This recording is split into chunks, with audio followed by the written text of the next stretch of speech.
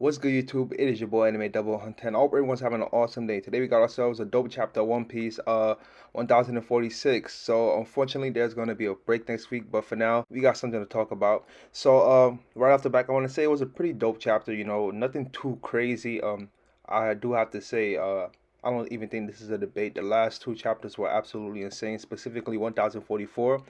I don't think we're gonna get a chapter that tops that for a while, but for now, we take what we can get. It was a dope chapter, as I said. So, before we get into the review and whatnot, if you're new to Anime Devil Hunter, welcome. Here on this channel, we cover all sorts of dope anime, manga related content, One Piece, Jujutsu Kaisen, and more. So definitely subscribe and join the channel. Drop a like if you end up enjoying the video, and comment down below. Let me know what you thought of the chapter. How would you rate it? What you liked, what you didn't like, and what you look forward to seeing next. With that being said, let us begin. So we pick up right where we left off with Luffy and Kaido, and Kaido's on the ground after getting punched by Luffy. I remember he did that attack that went through him. I don't know if it was like Luffy's fist stretching Kaido's head. I think that's what most people said. But yeah, that's where we pick up. Kaido's on the ground, Luffy's bouncing around, having a good time. Which I feel like, and honestly, I feel like that kills the tension for me for this battle. But at the same time, it is what it is. It's entertaining. I won't lie about that. So, it's a good fight. So yeah, Luffy's bouncing around, saying, "What should I call the last move? Gomu no Mono something." So it's yeah, like I said, having a good time. And Kaido's on the ground. And he says to Luffy, "Just tell me one thing. Who the hell are you?" So I believe this is Kaido questioning was or not Luffy's in control of his body, was or not somebody's taking over Luffy. But we later find out that nope, this is Luffy, just a new power up, which I feel like gives a relief for a lot of fans because a lot of people didn't want the reincarnation thing, but Oda just confirmed that this is 100% Luffy. This is nobody taking control of him. There's no alter ego like how we saw with Yusuke or Kurama and Naruto. None of that. This is fully, Luffy in control. So yeah, while this is going on, Zanisha, we get a little peek into what Zanisha's thinking. She thinks to herself, how nostalgic that rhythm, Joy Boy, hey Joy Boy. It's as if you're right there. How exhilarating. This all feels like fate. I can't help but think that we should put our faith in this boy. So Zanisha realizes that this isn't the Joy Boy from the past, which I don't think was any doubt. I think she just confirmed for us that Luffy is the next inheritor of Joy Boy's will. I guess you could put it like that. But yeah, back to Luffy and Kaido. Luffy says, "Who, me? I'm Monkey D. Luffy, the man that's gonna surpass you and become king of the pirates." And that was, a pretty dope panel, well drawn. Um, can't wait to see that anime. And I want to talk about the anime real quick. A lot of people complain about how the anime is dragged out. I'm gonna keep it a buck. It is. I'm gonna keep it 100. Like it is 100% dragged out. But I will say the animation does look really good. Like I was watching episode 993. Animation was clean. But yeah, back to the chapter. So Kaido says to Luffy, "Glad to see that you got the big mouth, Straw Hat. We call this an awakening. Your mind and body are finally able to harness the potential of your ability. And what a ridiculous power it is." He says to Luffy, "I lost a lot in this war, my men, castle, everything I built here. But I suppose the same is true for you." Luffy says to him, "I'm not through yet. I'm taking back everything you stole, no matter what." And I want to touch on that before we move on real quick. So Kaido, I think he's satisfied, given that he's lost everything. But he's gotten what he's been looking for. That fight that he's been desperately craving for the last, I don't know, 20 years. He's finally got it. So I guess I guess he's going to be happy with whatever happens. So yeah, right after Luffy says that, Kaido hits Luffy with a Gunduri meteor shower. And Luffy fires right back with a Gatling. He doesn't say Gatling, but it's a whole bunch of fists. Kaido's taking all them punches. So following that, both of them get back and Luffy's coughing, and Kaido, he realized that the fumes have reached all the way up here, so the fire must be getting really hot. He says to Luffy, "That means thousands of your men are down there trapped in the inferno below. They're gonna roast to death." I don't know why Kaido's saying that because his men is down there too. So I mean, but Kaido doesn't give a damn about those fodder. Luffy says, "I left everything that's happening down there to them. I got nothing to worry about other than sending you flying." Kaido then does his devastating gust, but Luffy had me dying with this. He stretches his legs to make him resemble like what? A long leg, long arm tri-member? So yeah, following that, we jump to the live floor dome interior. It's Chopper running to Nami. He's still happy from, I don't know, Chopper has mixed emotions. His emotions all over the place. He just found out Luffy's alive. But at the same time, the fire is going crazy. So he's like, what should we do? Nami's like, I can't find none of the Straw Hats, and she thinks that they still might be trapped. She doesn't even know how they could reach them because Onigashima is basically a giant pirate right now. Nowhere is safe because, the fire is going everywhere. She then asks there's nowhere to run unless they find a way to the land. Chopper then asks Zeus what about the rain. Zeus is like, a flame like this will eat me up. So Zeus is, useless in this situation, which is unfortunate considering his reign would have came in clutch. But anyways, we jump to the basement castle interior, and we continue to do that for the rest of the chapter. We jump to different parts to find out how the allies are doing and whatnot. We jump to Law's crew, and Beppo's completely knocked out. One of Law's crew members comment on how Beppo's a real pain, considering they gotta carry him because he can't take the heat. Another one of his crew members is like, this might be it. Like, they don't think they're gonna make it, and one of them screams, Captain, save us. Law's crew is absolutely useless. Like, bro, Law, you gotta get a better crew than that. We jump to the basement with Robin and Brooke. And this part of the chapter actually had me weak. One of the samurai thinks Brooke got so burnt up by the flames that he actually turned up to a burned up corpse. And Brooke's like, no, I'm not a burned up corpse. Brooke then says to Robin, you have to find a way to get everyone outside. And Robin's like, there may not be one. We then jump to the pleasure hall. Left Brain and Sanji is trying to escort the Oirans out of there, but it's apparently too hot. And Sanji's got the cute little mouse on his shoulder. We then jump to the basement with Scratchman, Apu, and EB the number. And Apu's trying to get EB to open up the door, but it's apparently too high as we see that he gets burned from touching it. And he's like, yo, you're useless. Can't you do something? Like, you got a huge body, like, put it to use.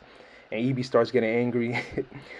We then jump to the location where Usopp is at, and Usopp tries to do something with his lethal green star sprinkler, but it unfortunately gets burnt up. And I don't remember what the gifter's name was. Let me know in the comment section below.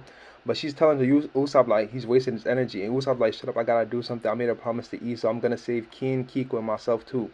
So get up out of here. And he's like, wait, come on, don't forget about me too. Then I jump to the right brain tower, and it's Frankie. He's trying to find Chopper to make sure, Zoro doesn't die, which, come on, we all know Zoro isn't gonna die. He's gonna become the world's strongest swordsman. Come on, that's my boy. But yeah, he's trying to look for Chopper to heal Zoro. But at the same time, the allies, the gifters, and the samurai, they're following Frankie. They're like, come on, save us, please. I don't know what Frankie could do in this situation, but man. We then jump to Rizo's moment during the chapter, the 4th floor castle interior, and it's Jinbei and Rizo talking. Rizo's like, I'm extremely grateful to you. Jinbei's like, of course. I mean, Luffy put his faith in you. How can I possibly doubt you? So yeah, we then get what I guess for some people, I wouldn't say for me, but we get the highlight of the chapter with Rizo and Jinbei teaming up to do this sick water attack to slow down or remove the flames from Onigashima, and it was just absolutely phenomenal. But before that happens, Rizo gets this little callback to the day the castle burned and, Toki died, Odin died, and they fled 20 years into the future. And Rizo thinks to himself, ever since that day, I swear I will never be unprepared. Toki-sama, Momonosuke-sama, Hiyori-sama. Rizo then says out loud, back then I couldn't even protect my lord Odin-sama. Meanwhile, Momonosuke-sama and the rest of the family almost burned in his castle. Despite my ninjutsu, I was unable to protect any of them. I can never make up for that failure, but I'll never let myself be that helpless again. We then get this little flashback to when Rizo first arrived at Zou. And Inarashi's walking him around. He's like, whoa, what's this, Inarashi? Is that rain? And Inarashi then says, is Zanisha washing herself? What? And Rizo's like, damn, what an insane amount of water. May I take some? Rizo then says out loud, we return back to the moment. He says out loud, I will not allow the men who bravely join our raid to die to a mere fire. Sorry for the delay, everyone. Prepare to be dosed with an unbelievable supply of water. Ninpo, scroll jutsu, nin elephant bath. And Rizo lets out a huge amount of water. And Jinbei's even like, damn, like how immense. Jinbei then grabs the water and does his water heart fishman jutsu, ocean current shoulder throw. And water goes all over Onigashima, like taking down a whole bunch of flames. Like, it reminds me of that little crocodile game where you had to move the vents and whatnot to bring the water towards him. That's exactly what that panel reminded me of. And it's like a huge glob of water going everywhere. Then jump to the 3rd floor. It's the allies, and they're like, damn, another dead end. We're done for BB-san. And it's the big gorilla from Zou saying, like, hell, after that battle, I won't let us lose to a lousy fire. Who started all these flames anyway? And we all know it's Kanjuro, but he was just playing his act. But while that happens, a huge amount of water comes crashing down, and luckily they were saved. And while the water is going all over Onigashima, Rizo's like, please don't be late. My water of Zou rescue our comrades. And Jinbei's like, good, flood every corner of the castle. So Jinbei and Rizo are working together. And I really like how Oda, even though the whole chapter wasn't necessarily dedicated to Rizo, I think it was really well done for him, considering Rizo's fight wasn't even a full page. Like, it was literally a couple of panels put together. That was Rizo's fight against Fukurokujo. And to be fair, it wasn't like it wasn't a significant fight, but at the same time, I feel like this was a great way of making things up to him, because a lot of people just thought Zunisha was gonna use her trunk to like take out the flames going on in Onigashima, or something else was gonna happen. But it was nice to see that Raizo and Jinbei work together to take out the flames. So good stuff. We then jump to the first floor, and this killer, he's being carried by the allies. He's like, let me down. And they're like, come on, this is the least we can do for you, Killer-san. Killer's like, damn hot. Like, there's nowhere else to go. Like, everything's shaking. But at the middle of this, water comes crashing down. And, they're saved as well. So looks like the flames going on Onigashima, that's taken care of. So, W. So we then jump to Momonosuke and Yamato. And I don't know if I was the only one thinking this, but I was thinking like throughout the entire chapter, I'm like, Momonosuke literally took a break from trying to stop Onigashima from crashing onto the flower capital to watch Luffy versus Kaido. I don't know, that was just a bit funny to me, and I caught that. But, he's back at the task again this chapter. So yeah, Yamato's telling Momonosuke, hurry Momonosuke, and Momonosuke's like, what, why? Kaido's still alive. Yamato says he's at his limit. He won't be able to sustain his flame clouds much longer. It's up to you now. You need to make Cloud strong enough to hold Onigashima as she's pulling onto his whiskers. She said this was our only option. Momo's like, what? And then Yamato says Onigashima is about to fall. And we get the final panel of the chapter. And I absolutely love this panel. I even think I might like it more than the Gum Gum Giant. Like, this panel just looks absolutely awesome. Is Luffy holding lightning as he prepares to, I guess you could say, do his final attack on Kaido, and Kaido's just looking at him, and Luffy smiling, Kaido smiling. I mean, get the words, taking their future into their own hands, and that's how we end the chapter. Like I said, it wasn't anything too crazy, but it was a good chapter. I'll give it its props. I enjoyed the chapter. But anyways, yeah, we are at the end of this video. I hope you guys enjoyed the review. Drop a like if you did. Hit the subscribe button for more awesome One Piece content. Drop a like if you ended up enjoying the chapter as well. Comment down below what you thought. And it is your boy Anime Double Hunter, and I'll see you in the next one. Peace. Have an awesome day.